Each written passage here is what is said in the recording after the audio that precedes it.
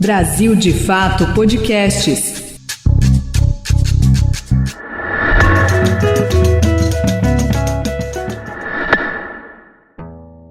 Avançar sobre esse debate é importante para dar um recado para a sociedade. Um elemento simbólico, um elemento de combate à desigualdade. Sobre o lobby, né, os interesses que circundam o Congresso e que impedem que esse tema seja apreciado. O mais rico tem a riqueza global igual aos 107 milhões de mais pobres no Brasil. Olha o tamanho da concentração. Quem vai ser afetado ou não vai ser? Que espaço de barganha. Quais são as pressões que o Congresso tem?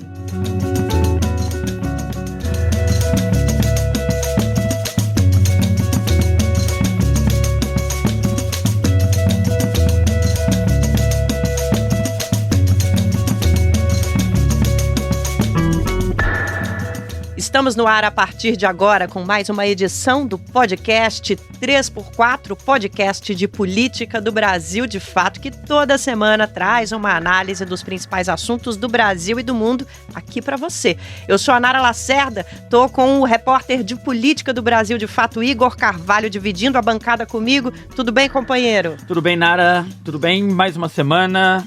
E hoje estreando na nossa bancada, voltando a compor a equipe do 3x4, a gente traz a economista e professora da Faculdade de Economia da UERJ, Juliane Furno. Para quem não sabe, a Juliane fazia parte do podcast na primeira temporada e está de volta aqui agora conosco para compor essa trupe. Obrigada por ter aceitado o convite, por estar aqui conosco hoje, viu?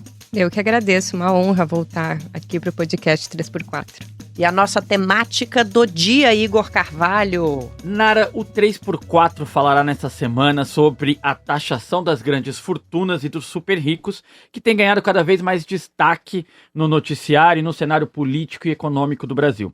Diferente do que alguns podem pensar, essa medida não afeta a classe média, é isso que nós vamos tentar explicar aqui para vocês, e nem os pequenos empreendedores, mas sim tem o objetivo de redistribuir riquezas de forma justa, financiar serviços públicos essenciais e reduzir as desigualdades, Nara. E está previsto na nossa Constituição. A Constituição do Brasil determina que compete à União instituir impostos sobre grandes fortunas mediante lei complementar, só que depois de 35 anos da nossa promulgação, essa medida nunca saiu do papel. O que houve foi justamente o contrário do previsto na Carta Magna, uma redução para a parcela da população brasileira que concentra as riquezas. Estudos mostram que enquanto a classe média chega a pagar cerca de 27% em impostos sobre a renda, a elite paga de 6% a 7%, tá, meu bem?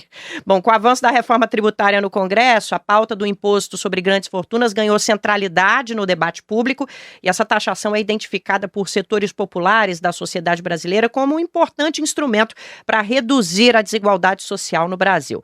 Essa discussão não é exclusiva da gente aqui no nosso país. Na semana passada, o ministro da Fazenda, Fernando Haddad, defendeu o tema numa reunião do G20 no Rio de Janeiro, sugeriu a criação de um imposto dessa natureza para todas as nações. A taxação global consiste na criação de um imposto mínimo de 2% sobre a riqueza dos bilionários. Bom, vamos entender o imposto sobre grandes fortunas no Brasil e a proposta de um imposto global sobre os super ricos, incluída no texto final do G20. A gente vai conversar com a deputada Fernanda Melchiona, do PSOL, ela que apoia o projeto de lei 277 de 2008, que estabelece o imposto sobre grandes fortunas. Deputada, obrigada demais pela presença, viu? Olha, Nara, Igor, Ju, o prazer é todo meu estar aqui com vocês e estar debatendo, né, esse tema tão importante junto com o Brasil de Fato e com os movimentos sociais populares, né? Porque, evidentemente, é uma medida urgente para o Brasil e, ao mesmo tempo, vai nos exigir muita luta, né? Porque, embora esteja na Constituição desde 1988, a gente sabe, nunca foi regulamentado. E vocês bem trouxeram, né? Nós acabamos de ter uma reforma tributária que se dedicou sobre a forma que hoje se recolhe os tributos, ou seja, discutiu a tributação sobre o consumo até aqui, né? Nós precisamos acelerar e fazer a luta para taxar patrimônio, taxar grandes fortunas, enfim. Vai ser um prazer discutir com vocês. Valeu, deputada. Vou começar aqui, então, Ju, bem-vinda. Para colocar o nosso ouvinte aqui no princípio do debate, o que significa taxar os super ricos? E existe alguma diferença taxar os super ricos e taxar grandes fortunas? Bom, vou tentar começar de forma mais conceitual, assim, porque esse debate é de muito interesse dos super ricos, né, que têm os seus prepostos aí no mercado, na mídia, então é muito comum uma certa confusão, né, do que significa taxar super ricos, e muitas vezes essa confusão se expressa em classe média ascendente, classe média baixa, achando que a gente está falando do Celta parcelado que eles têm, do apartamento, né, de herança da tia costureira, enfim, não é sobre isso. Existe uma diferença que é sobre renda e riqueza. Então, a tributação brasileira sobre renda, ela já existe, que é o imposto sobre renda de pessoa física ou pessoa jurídica, né, que é o famoso imposto de renda. Ele também precisa de uma série de correções, até porque a alíquota máxima de imposto de renda que a gente tem no Brasil é 27,5%. Isso quer dizer que a pessoa que ganha ali mais ou menos 6, 7 mil paga um percentual idêntico a quem ganha 300, 400 mil, né? Isso do ponto de vista, inclusive, da Constituição, que fala em equidade, em taxar mais quem ganha mais, é inconstitucional. Agora, o que o debate sobre taxação de grandes fortunas ele se dedica, que é diferente deste debate sobre renda, e esse é um debate importante, acho que a Fernanda lembrou muito bem, né? Na minha avaliação, a reforma tributária começou errado, porque ao invés dela enfrentar, em primeiro lugar, o principal problema do sistema tributário brasileiro, que é a desigualdade, né? É a forma com que se distribuem os tributos. O Brasil ele cobra muito imposto sobre o consumo, que é um imposto necessariamente indireto, porque a gente paga o mesmo percentual sobre a compra de alguma coisa, quem ganha 1 salário mínimo e quem ganha 10, e muito pouco se taxa sobre o imposto direto, que é aquele que a gente tem mais condições de fazer justiça social de fato, que é esse que versa sobre renda, patrimônio, herança. Então, esse debate, ele deve estar presente na próxima etapa da reforma tributária, se ela acontecer, e mesmo se ela acontecer, vai exigir muita mobilização, porque toca num tema-chave. Agora, o que a gente está falando aqui é de uma reforma não sobre a renda, mas sobre a riqueza. Qual a diferença entre renda e riqueza? Renda é vou usar um argumento econômico aqui, mas vou explicar, é uma variável fluxo, é aquilo que a gente recebe todos os meses. Então, todo mês você recolhe um percentual do imposto da sua renda lá na folha de pagamento. A riqueza é aquilo que é estoque, aquilo que já está acumulado. Então, é sobre patrimônio, é sobre estoque de riqueza que você adquiriu de investimento em ativos financeiros, em dívidas, em parcela que você tem de dívida do tesouro, em imóveis. Então, é sobre esse estoque de riqueza. Então, as duas coisas são importantes e agora a gente está debatendo estoque de riqueza, principalmente.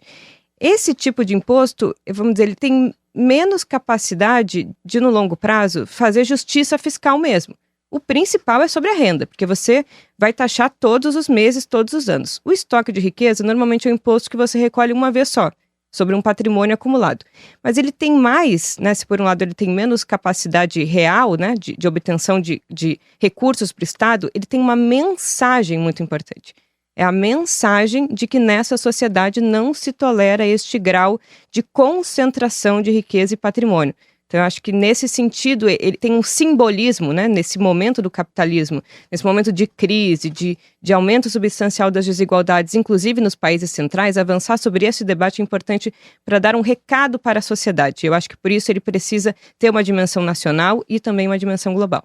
Vamos repetir só um detalhe antes de passar para a deputada, porque é algo que precisa ser dito o tempo todo e que precisa ser de conhecimento público, que a Ju trouxe aqui e que a gente quer que fique explícito para quem está nos ouvindo. Você que está nos ouvindo, se ganha 1 salário mínimo, 2, 3, quando vai comprar o seu pão, o seu papel higiênico, qualquer coisa que você vá consumir, você paga exatamente o mesmo tributo que as pessoas mais ricas desse país. Isso precisa ficar muito explícito para a nossa população, para que se entenda qual é a injustiça praticada nos impostos sobre consumo nesse país. As pessoas mais pobres do nosso país pagam exatamente a mesma carga tributária sobre os produtos que os mais ricos. Desculpa, não tem como você considerar que isso é correto. Se a gente está falando sobre isso e você está considerando, vamos rever aqui os nossos pontos de vista. Ô, deputada, vamos falar um pouquinho sobre os projetos de taxação das grandes fortunas no Brasil? Qual é a gênese do projeto, considerando principalmente o nosso contexto histórico, social, econômico, político? O que nos leva a propor essa política? Tem a ver com a nossa desigualdade, né? Já dando um pequeno spoiler. Com certeza, Nara. Só dizer que é muito útil falar depois da Ju, porque, e olha, eu bem informal, mas a gente se conhece aos bons mais de uma década, né, Ju? Professora Juliane, Juliana Furno, mas enfim, é sempre bom porque ela já explicou coisas que é importante para a gente dialogar com o povo, né? Eu sei que aqui, com a Nara, com o Igor, não é necessário, mas muitas vezes as pessoas acham grandes fortunas, uma pessoa de classe média que ganha um pouquinho a mais, ou enfim, que tem uma renda, até que tenha 2, 3 imóveis, né, Ju, que não é exatamente onde a gente quer pegar no caso das grandes fortunas, no estoque da riqueza, como diz a Ju, é super importante, né? Aqui nós estamos falando de taxar milionários mesmo, no caso das grandes fortunas. Embora precise, sim, e eu concordo, ipsis liter, com uma revolução também no imposto de renda, né? Aumentar a isenção para o trabalhador e para a classe média empobrecida e, ao mesmo tempo, aumentar a alíquota para os que ganham mais de 40, 50 mil. Eu acho que são temas estruturantes e a gente também, enfim, está devagar. O Lula prometeu na campanha a isenção de até 5 salários mínimos, o que é ótimo. Fizemos agora, a Câmara votou a isenção até 2 salários mínimos, né, na tabela base, digamos, do imposto de renda. Acho que até o final do governo, né, nós estamos lutando para chegar no 5, mas é bom também ter na cabeça, ter um marco, a ideia de justiça tributária, ou seja, aumentar a taxação dos grandões também no imposto de renda. E aqui nas grandes fortunas, eu vejo que tem um debate conceitual, tem um debate estrutural, porque embora a medida possa arrecadar, enfim, 40 bi, segundo a campanha taxar os super ricos, né, Ju? E é bastante, 40 bilhões não é pouco, 40 bilhões é bastante dinheiro, mas a gente sabe que, bom, tem outras medidas que arrecadariam mais ou seriam importantes para ter um combo maior de arrecadação. Eu defendo sempre também a auditoria da dívida pública, que eu acho que é importante para, enfim, conseguir reaver metade do orçamento da União, mas é um outro debate. Mas tem um elemento um elemento simbólico, um elemento de combate à desigualdade, um elemento de combate à concentração no momento em que a gente vê o aumento da concentração e da desigualdade. O Brasil, segundo todos os outros relatórios, e não só no Brasil, mas também no mundo, tem mais bilionários depois da pandemia do que antes da pandemia de 2020, que significou empobrecimento de grande parte do nosso povo. 4 de cada 5 bilionários aumentaram o seu estoque de riqueza nos últimos anos, estamos falando 3, 4 anos. Tem uma das dados que me chamou muito a atenção da Oxfam, que o mais rico tem a riqueza global igual aos 107 milhões de mais pobres no Brasil. A desigualdade no Brasil caiu ao menor nível em uma década. Mas o retrato do IBGE revela que ainda é extremamente profunda a desigualdade. O 1% mais rico recebe um valor infinitamente maior do que os 50% mais pobres. Olha o tamanho da concentração, gente. Nós estamos falando que uma pessoa, uma família, tem a mesma renda que 107 milhões de brasileiros mais pobres juntos. Nossa. Ou seja, esse 0,028% da população, são cerca de 59 mil pessoas que têm patrimônio acima de 10 milhões de reais, concentram quase 60% de todos os ativos financeiros do país.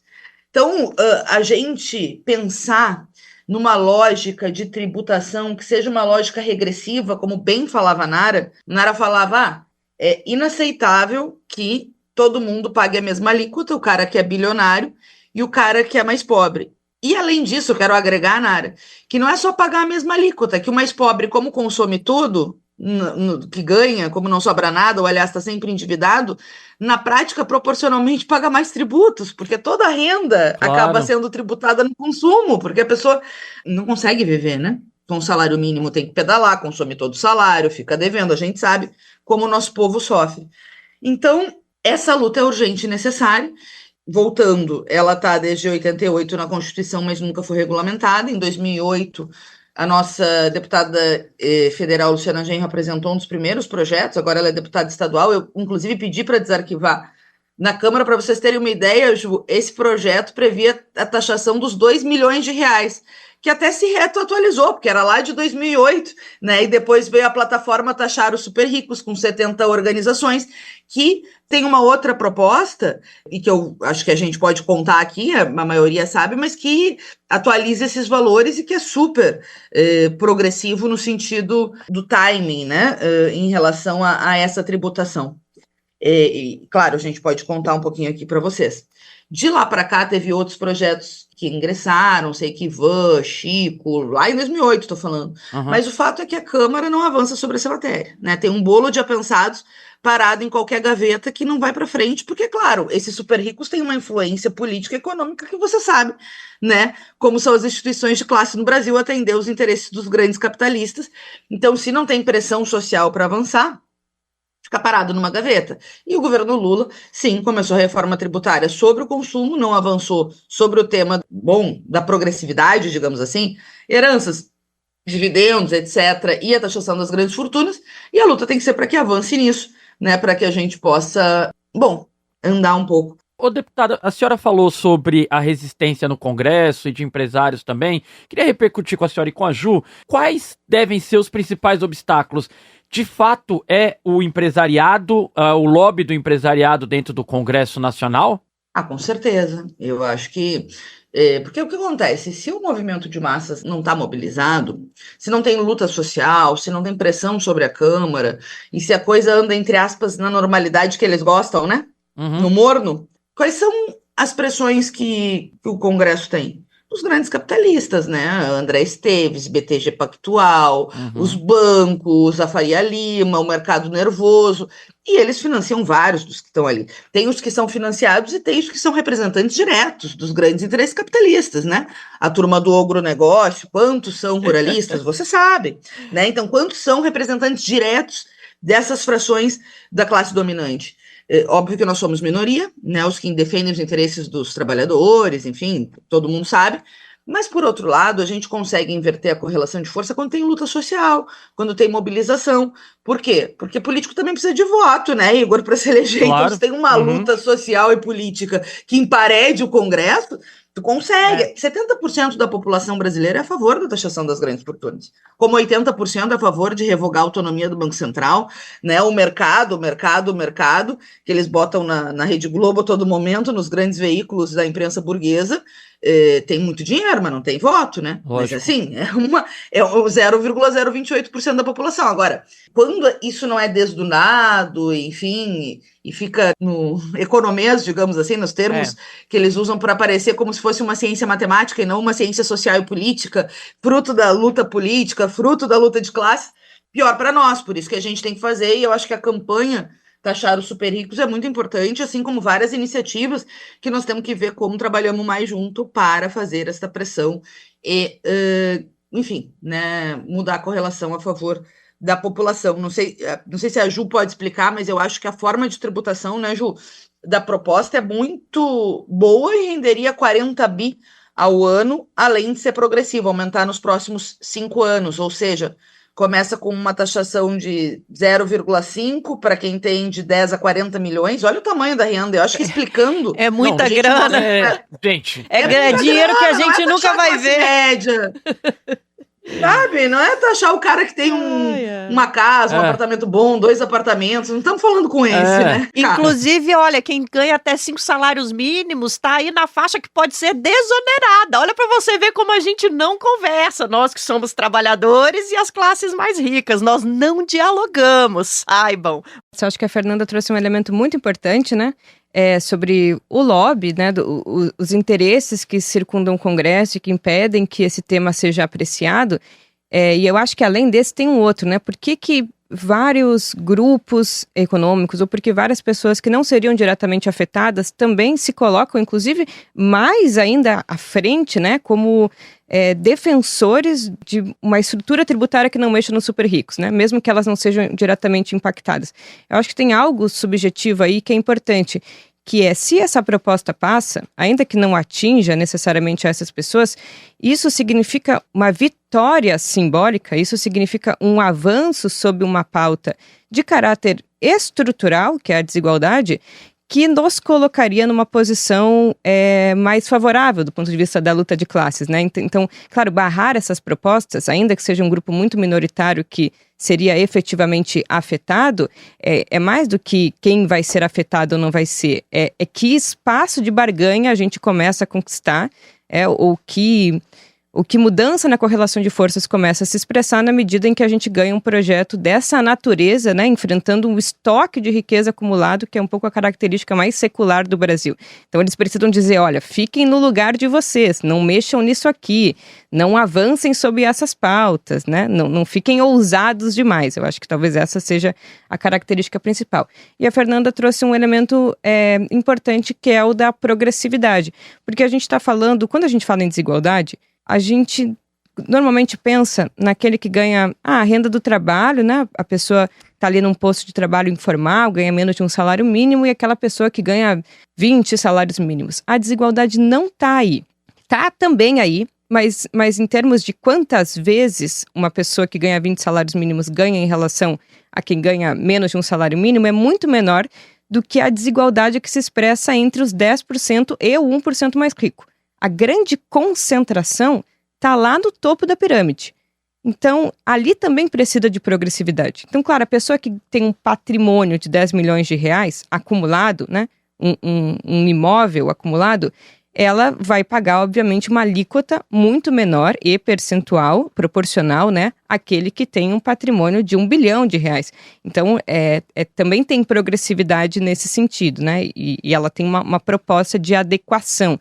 Mas vamos lembrar que teve outras propostas, e talvez essas que a Fernanda fez referência, eu lembro de uma do senador Paim também, nosso conterrâneo lá do Rio Grande do Sul, que a proposta dele era taxar patrimônio acima de 22 milhões, ou seja, era mais restrita. Ainda mais restrita, o que atingiria em torno de 90 mil pessoas. Eu não sei quantas pessoas moram nesse bairro aqui na Santa Cecília, mas talvez Santa Cecília e mais 2, 3 bairros de São Paulo seja a quantidade de pessoas afetadas. Te arrisco que na Santa Cecília já tem os 90 mil. Eu também acho. A região central de São Paulo é menos gente que a região central de São Paulo. Pois é, isso para um país, quer dizer, é pouca gente que tem capacidade de financiar programas sociais importantes e que tem capacidade de dizer, olha, esse país não tolera esse grau. Porque isso, e aí só para finalizar, isso diz respeito a também disputar um pouco uma concepção de sociedade.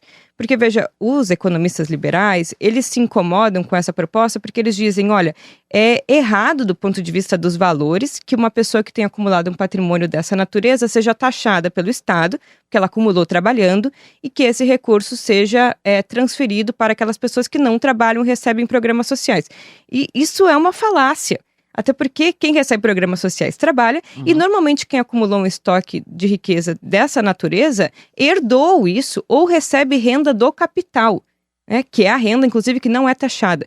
Ou seja, não existe emprego, a não ser que eu não conheça e quero conhecer, que ganhe 300 mil, 400 mil por mês. Não existe renda do trabalho que se equipare a esse valor salarial mensal. Então, a pessoa que ganha isso e que conseguiu acumular um estoque de riqueza de mais de 1 milhão, essa pessoa tem renda do capital, portanto, não é um trabalhador, né? Pode talvez até ser também, mas tem títulos, né? Tem propriedades, normalmente é um herdeiro. Então, é sobre também uma concepção de sociedade, de valores que a gente quer disputar. Ô Ju, e a deputada estava falando um pouco antes sobre as dificuldades postas pela tramitação dos projetos, o lobby dentro do Congresso. Você é uma pessoa que nas suas redes sociais é muito ativa, influencia o debate político e econômico, e eu queria saber um pouco da tua perspectiva, porque nós devemos, já hoje cedo estávamos lendo uma matéria, né, Nara, em que o portal, não vamos citar aqui, colocava no título, taxação das grandes fortunas é inútil. Devemos esperar também que o mercado atue com seus jogadores, e um deles é a imprensa, é a mídia. Dá para fazer disputa nessa arena? Tem que fazer disputa nessa arena. Porque eu acho que essa é a arena principal de combate, essa é a arena que se expressa, a construção do senso comum se dá por essas mídias. Então, desconstruir esse debate, qualificar esse debate, formar, né, militantes que vão formar outras pessoas com argumentos, com subsídios, é essencial para que a gente compre esse debate e faça a luta política em torno do que ele significa. Deputada, queria só um comentário da senhora sobre a necessidade dessa luta para a gente ir para o nosso rápido intervalo, porque acho importante trazer essas considerações sobre essa última pergunta do Igor. Não, eu acho, claro que todas as arenas são necessárias, né? Eu gosto muito de um poema do Paulo Lemins que eu uso sempre. Na luta de classes, todas as armas são válidas, pedras, noites e poemas. E a gente disputa em todas as arenas, né? A gente disputa em todos os lugares.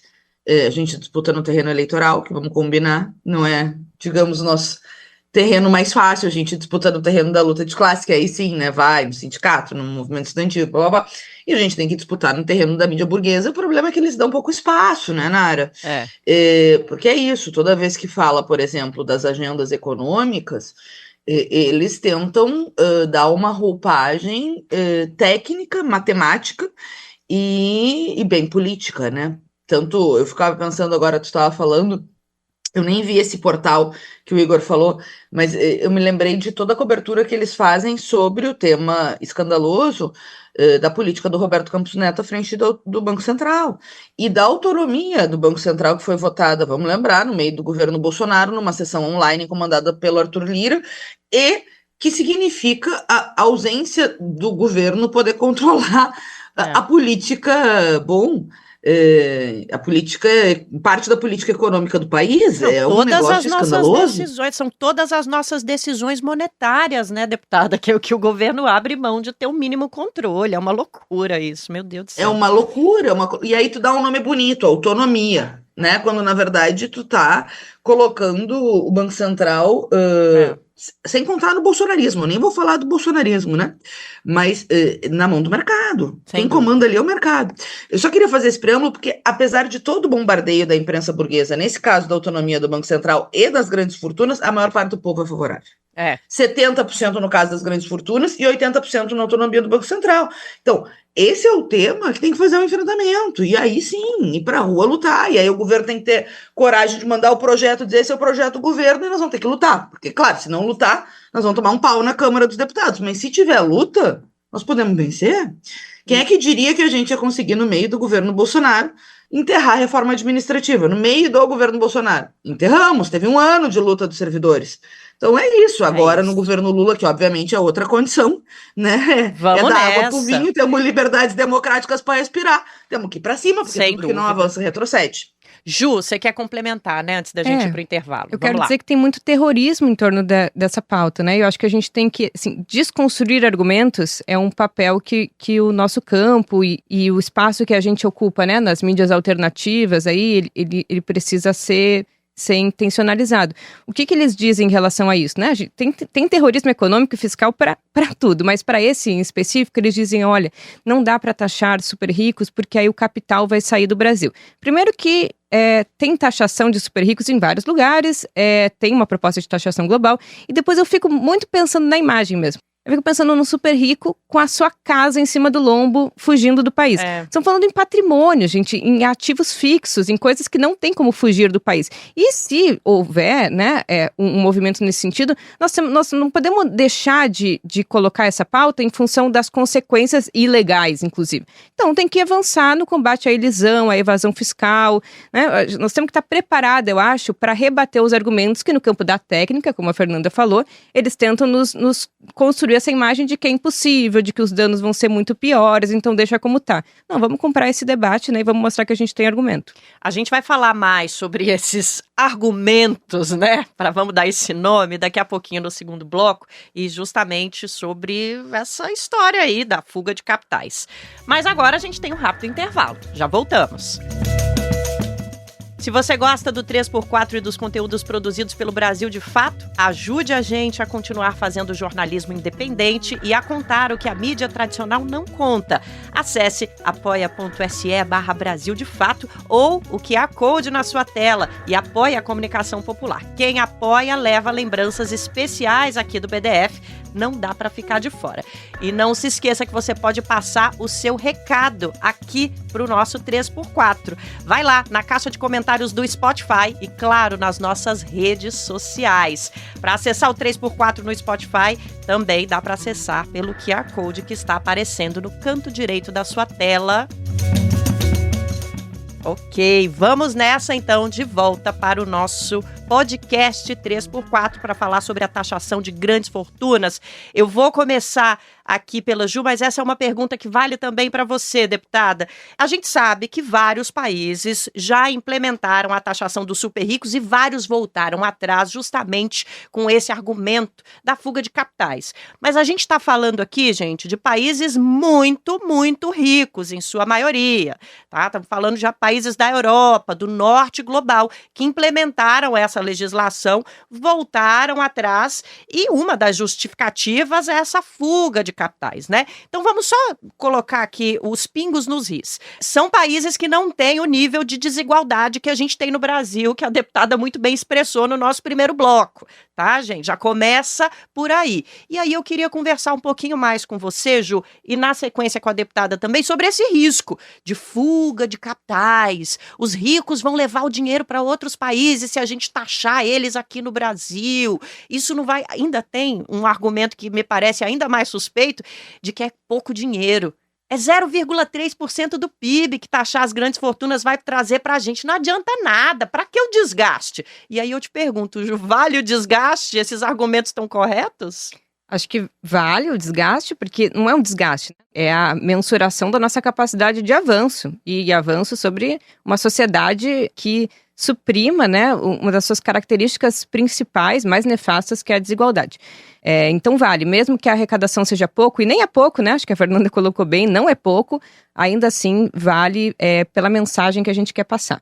Agora, vou lembrar uma coisa muito rapidamente. Quando acabou a Segunda Guerra Mundial, os sistemas tributários, eles foram, em geral, modificados, né, nos países da Europa Ocidental, como também um recado, né? A experiência muito traumática de 2 guerras mundiais em pouco tempo, uma grande crise do capitalismo, levou um pouco a um avanço da percepção de que aquele grau de desigualdade, concentração, levava ali a um caos social, né? Para vocês terem uma ideia, e aí a título de comparação, a Inglaterra, né, os Estados Unidos, aí estamos falando de países bastiões do liberalismo, eles chegaram a ter alíquotas de imposto de renda sobre pessoa jurídica na ordem de 95% da renda. 95%. Na Inglaterra chegou a 98%. Isso em termos bastante progressivos, né? Estamos falando de uma renda extremamente elevada, quando atinge aquele patamar, 98% efetivo, nominal, né? Não sei quanto é efetivo, porque tem algum conjunto de descontos, mas era, né, uma mensagem. Este período de sistemas tributários progressistas, né, progressivos, vinculado a um período em que também foi muito forte a ação dos movimentos sociais, sindicais, obviamente existia a União Soviética, né? Então existia uma retaguarda socialista no mundo que rivalizava com a hegemonia capitalista, não à toa, não por acaso, foi o período de maior prosperidade do capitalismo. Então o capitalismo viveu o que a gente chama de seus anos dourados, com crescimento econômico pujante, crescimento da produtividade, pleno emprego, justamente em períodos em que os sistemas tributários foram mais progressistas. Isso muda com o início, né, dos governos neoliberais, a partir de uma teoria que chama teoria do gotejamento. Então, o Reagan nos Estados Unidos, a Thatcher na Inglaterra, eles vão ser subsidiados por esses teóricos neoliberais e eles vão dizer, vamos mudar a estrutura do sistema tributário e vamos desonerar os mais ricos. Por quê? Porque a renda dos mais ricos, na verdade, é uma poupança que serve ao investimento. Então, se a gente taxar menos eles, quer dizer que eles vão ter mais recurso para fazer investimento. Se eles fazem investimento, eles geram emprego. Então, qual é a teoria do gotejamento? Deixa os super ricos serem muito ricos, que eles vão ter tanto dinheiro que vai pingar dinheiro para baixo. né? Vai gotejar dinheiro para baixo. Vai começar a cair dinheiro dos bolsos. E aí vai favorecer todo mundo. Desde que houve essa mudança nos sistemas tributários, não à toa também o capitalismo vive uma era de instabilidade crônica, de crises cada vez mais próximas, de aumento das desigualdades e de queda do crescimento econômico, né? A média de crescimento hoje é muito menor do que foi em outro período. Então, é possível olhar na história, e eu acho que assim, se os economistas liberais, né, eles têm cálculos econométricos abstratos, a gente tem, por outro lado, a história, né? E a história mostra que é possível ter crescimento econômico com sistemas tributários mais rígidos. Então, no caso brasileiro, sim, nós estamos falando de uma concentração muito, muito elevada, nós estamos falando de algo que já está na Constituição, nós estamos falando de uma série de países, a Argentina, a Bolívia também implementaram esse tipo de medida justamente em períodos de maior crise, que foi a pandemia, e a gente está falando de ativos fixos.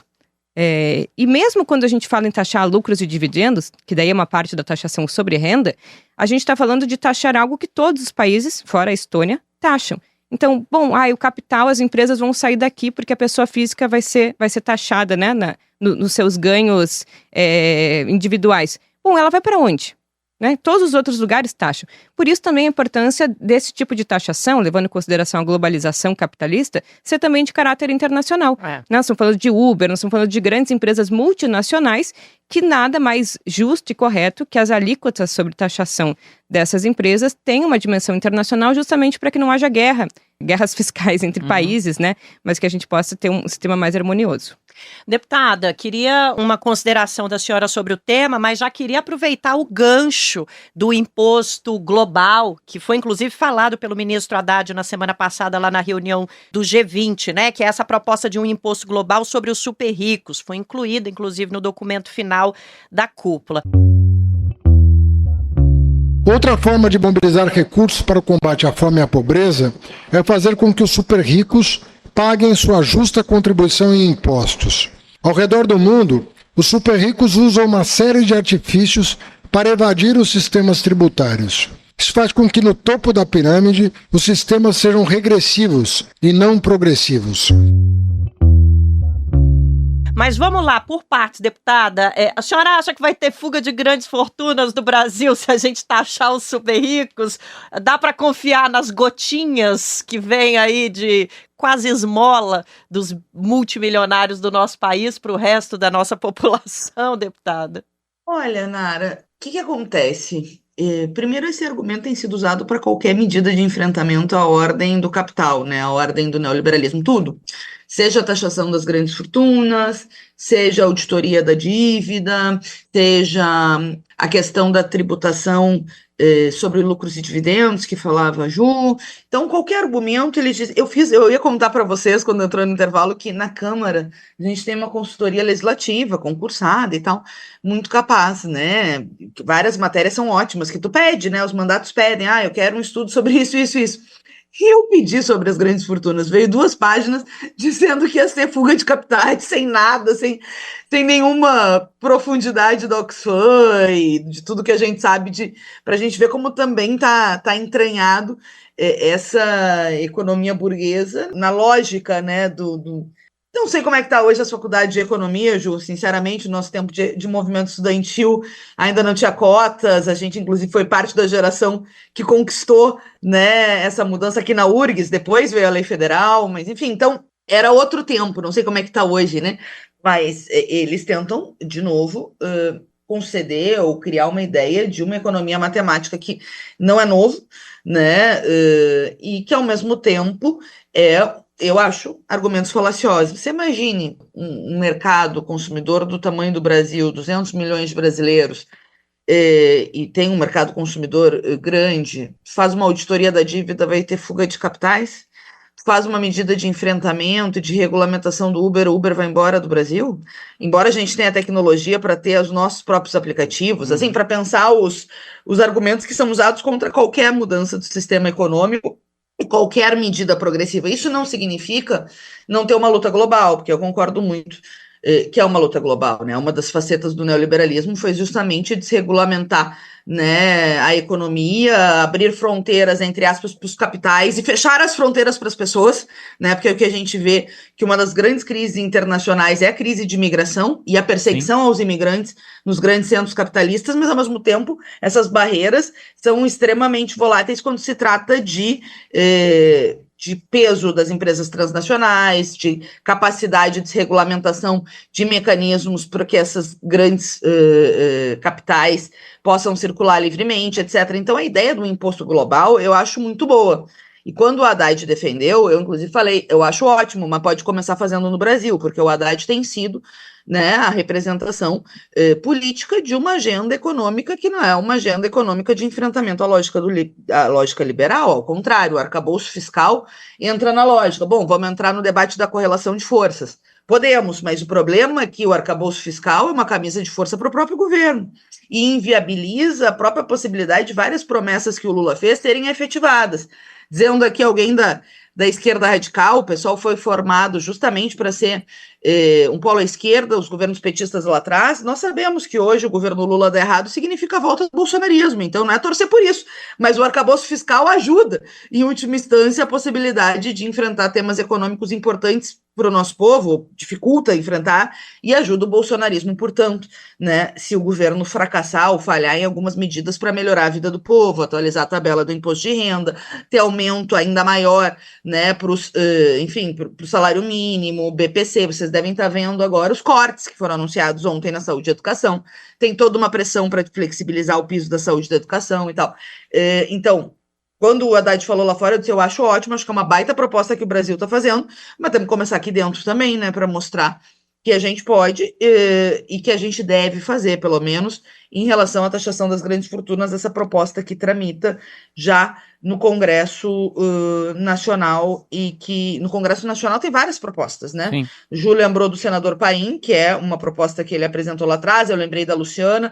Tem as propostas dos movimentos, que juntam 70 organizações e que eu acho que são muito úteis para a gente agarrar. Tem a reforma tributária progressiva, que foi apresentada em contraposição à reforma do Bolsonaro lá atrás, durante o governo Bolsonaro, quando eles estavam com a PEC 45, que acabou sendo a base da reforma tributária agora, embora, claro, com modificações a partir da tramitação da Câmara.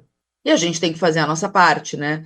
Uma coisa que é uma luta global também, eu não tenho dúvida. E tem várias lutas e várias campanhas globais que a gente deve somar, e a posição do Brasil é importante. Lembro além do imposto global, a questão do tratado vinculante, que é uma luta que várias organizações têm para responsabilizar as transnacionais sobre os crimes que cometem com a terceirização, quarteirização em várias partes do mundo, e que hoje, né, os acordos comerciais valem mais que direitos humanos, direitos ambientais, etc. Começou com aquele caso da Chevron no Equador, tem um grupo de trabalho da ONU, etc., mas patina diante das pressões dos Estados Unidos e da China, né, que não querem avançar em vários temas de responsabilização dessas grandes empresas.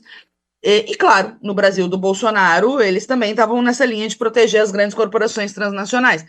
Agora tem que mudar a posição do Brasil nesses órgãos internacionais, começou a mudar, mas a gente ser mais efetivo na luta para também ter, né,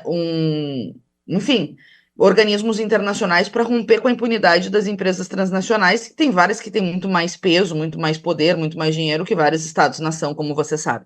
Deputada, nós estamos num período de recesso e o Congresso deve retomar agora em agosto algumas discussões, entre elas a conclusão da votação da regulamentação da reforma tributária, né?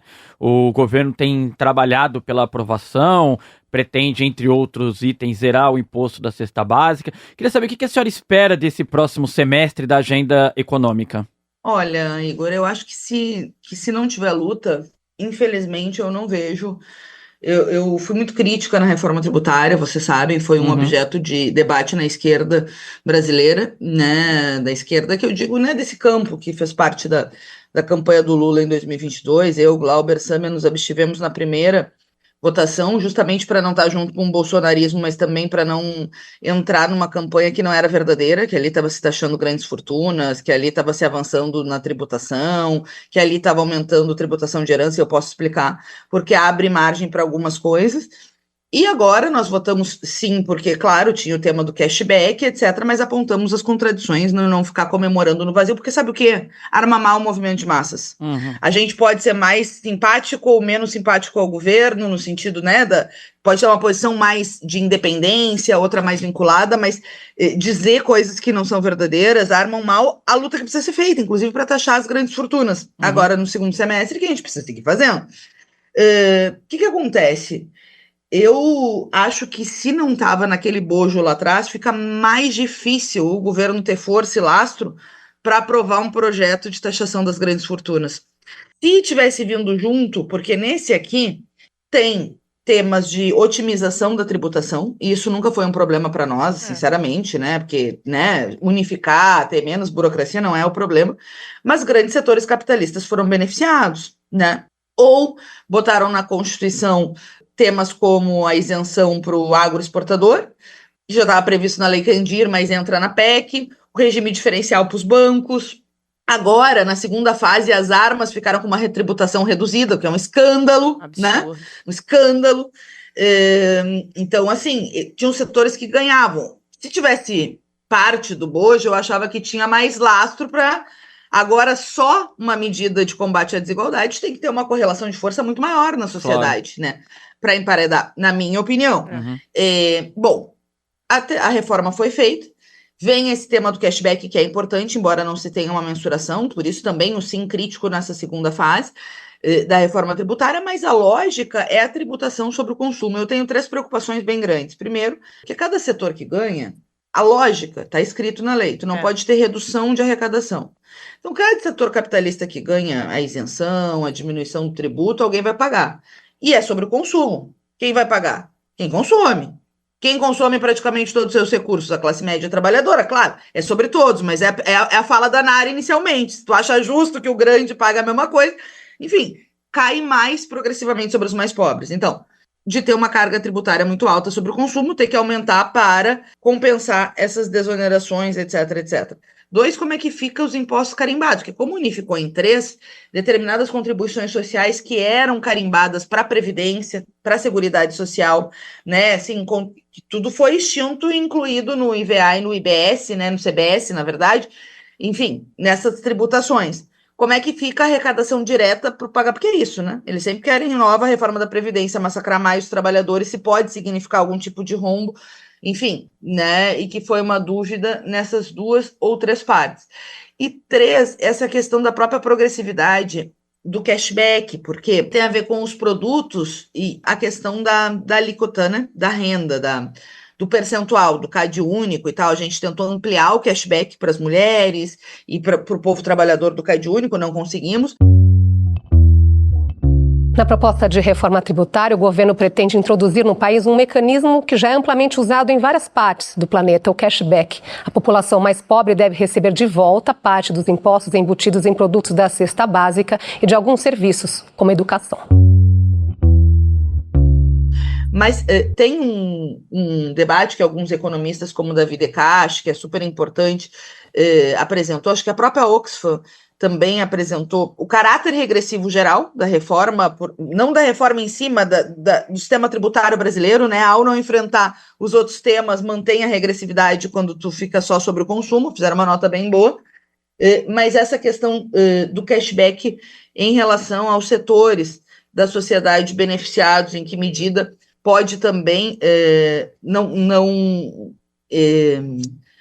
ser um cashback muito significativo para os mais pobres, sabe? No sentido de que, na taxação geral, tem um aumento da alíquota e o cashback é insuficiente para reverter tudo aquilo que aumenta na tributação sobre o consumo. Bom, que tem que ir monitorando à medida que a reforma vai avançando. Tem a promessa da segunda fase. Só que agora o GT que ficou parado é em relação aos estados e municípios, que também têm suas preocupações, né, gente? Porque tem a ver com a transferência de recursos, estados e municípios e tal. O Ivan Tarella, né, tem toda uma luta para entrar o tema das heranças aí, que hoje, que também é uma medida de regressividade, né, que fica dos 4% a 8%. Ai, gente, desculpa, eu tenho uma dor nas costelas, aqui nas costas, por causa dos 8 meses de gestação. Eu tenho uma dor e é sempre no mesmo ponto, assim, mas tudo bem, a gestação tá ótima, mas me dói. Quando eu fico muito tempo sentada, eu vou falar e levantar um pouquinho.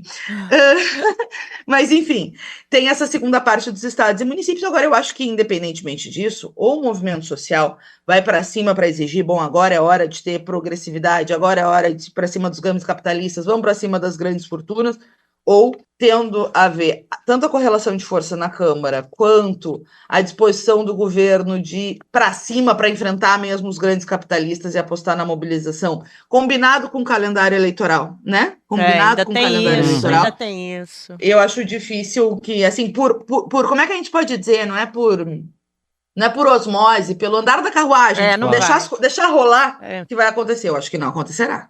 Tem que lutar para que aconteça. Ju, a gente quer fechar aqui de uma maneira bem prática essa conversa toda, porque a gente quer que as pessoas entendam do que a gente está falando. Recentemente, a gente viveu aqui no Brasil uma das maiores tragédias ambientais que esse país já viu no Rio Grande do Sul. A gente teve cidades inteiras destruídas, devastadas.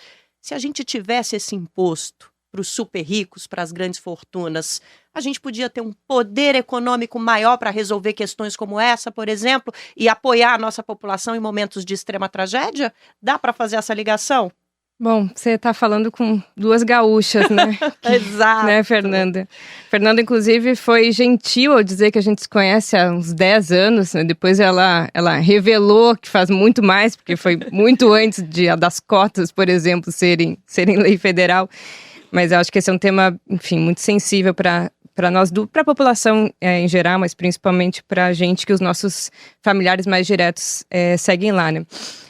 Eu acho que sim, mas acho que neste caso a possibilidade que, por exemplo, né, a equipe econômica e o Lula colocaram de retirar os recursos das ajudas emergenciais da meta fiscal foi um elemento importante, né? Porque eu acho assim, a Fernanda já falava, né? O arcabouço fiscal, ele é uma camisa de força, né? Então, qual é o problema disso? O problema disso é que a gente estipula a priori quanto que o governo pode gastar, né? Pode fazer de investimento e de gasto público naquilo que são as despesas discricionárias, né? E os investimentos, ou seja, tudo aquilo que é despesa primária, que é o não pagamento de dívida ou de transferências financeiras. Mas aí é o seguinte, né? Tem uma crise climática, tem uma pandemia e, veja, o orçamento já está amarrado. Então, o antigo teto de gastos, ele não considerava, e como ele estava na Constituição, né? Era um pouco pior, ele não considerava a possibilidade de emergências nesse sentido. Agora, eu acho que um ponto positivo foi a capacidade, né, de negociação de que esse conjunto de gastos seja o necessário para que a população seja minimamente impactada do ponto de vista da capacidade de recuperação por essa tragédia. Então, o governo ele não pode ter limites de transferência de recursos, de investimento, ou o limite tem que ser o máximo possível para que esses danos consigam ser reparados, sem que, né, fique ali sendo constrangido por meta de equilíbrio fiscal, déficit zero, arcabouço fiscal. Então, esse tipo de elemento é importante. Claro que se já houvesse um tributo que pudesse compensar no próximo ano essas despesas, seria importante. Mas eu lembro que tem outras coisas, outros elementos na reforma tributária que também são importantes de serem pensados.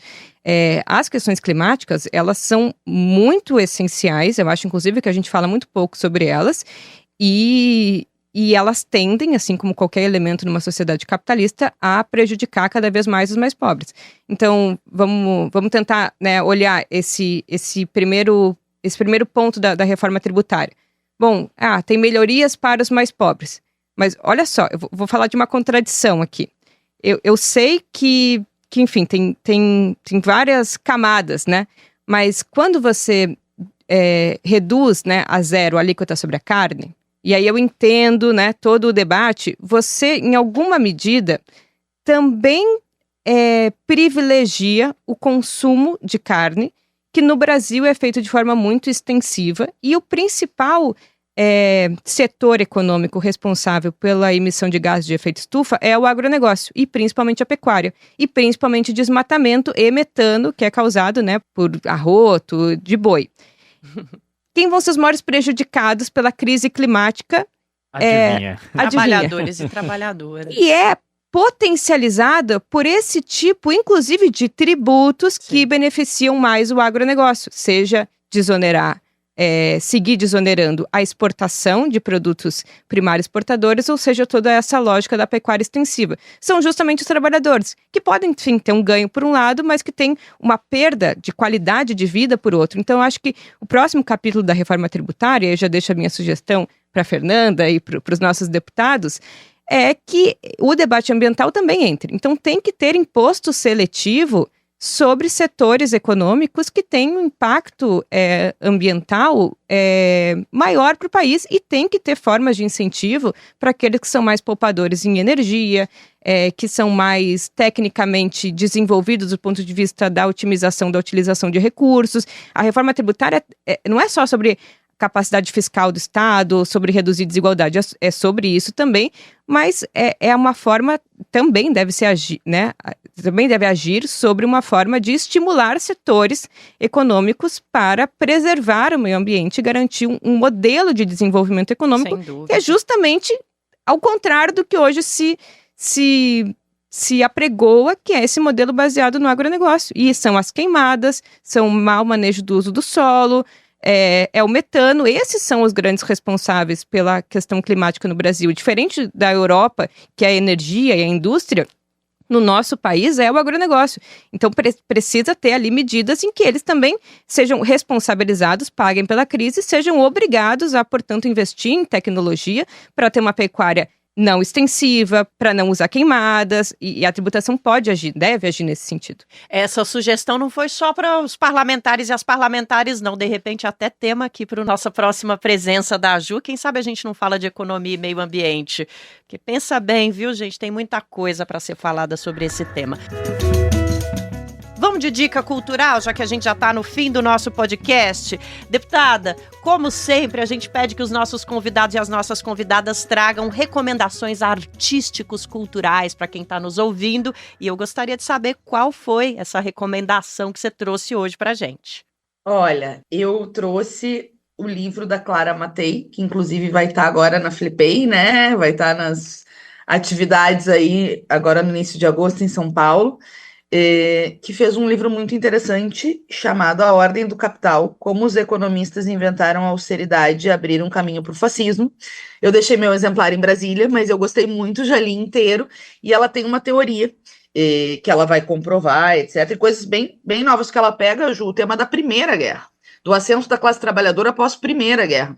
Embora a gente possa discordar, eu sei que discordamos sobre o caráter do governo da União Soviética já depois da Segunda Guerra, eu tenho uma opinião sobre o stalinismo e a contra-revolução, enfim, tu trouxe uma coisa importante, né, sobre aquele momento do capitalismo. E ela pega a Primeira Guerra. É muito interessante.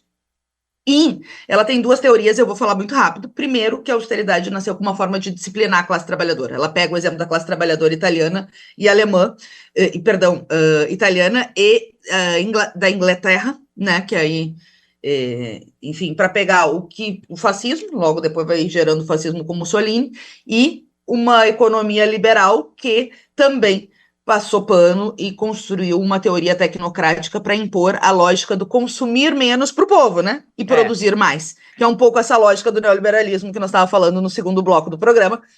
Sugiro mesmo a leitura, é um bom texto, uma boa leitura. Obrigada, deputada. E você, Ju, o que você trouxe para a gente? Bom, eu vou aproveitar o ensejo e vou de Venezuela.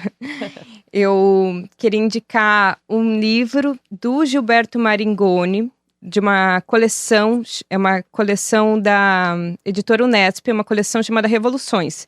E ele escreveu um livro chamado Revolução Venezuelana. É muito interessante para entender, né, agora que esse tema está muito em voga, a história desse país, a história de sucessivos golpes, a história da própria construção e das contradições do chavismo. Então, ele traz elementos críticos, inclusive, que é importante de serem ponderados. Então vou indicar o livro dele, chama Revolução Venezuelana, é um livro muito pequenininho, facinho de ler. E vou indicar também de audiovisual, né?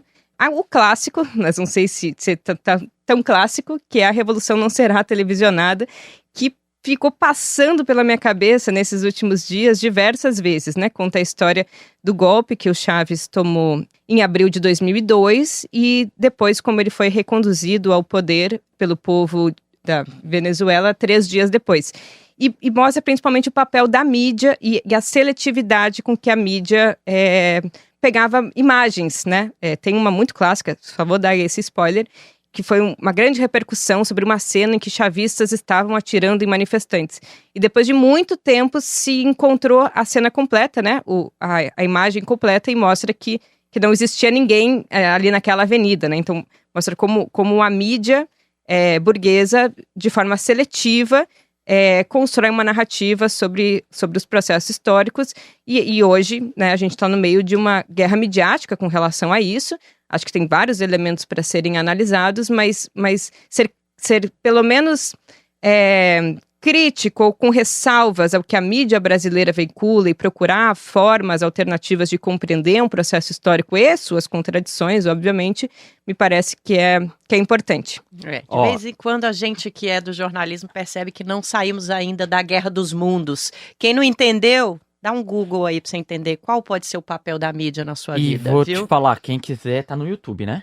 Isso, tá no YouTube, pode facinho. assistir, muito fácil, De tem graça. 1h10, 1h05, eu acho muito fácil de achar. Vamos encerrar então? Estamos chegando ao fim. Hoje nós conversamos com a deputada Fernanda Melchiona, do PSOL, e o nosso assunto foi a taxação das grandes fortunas.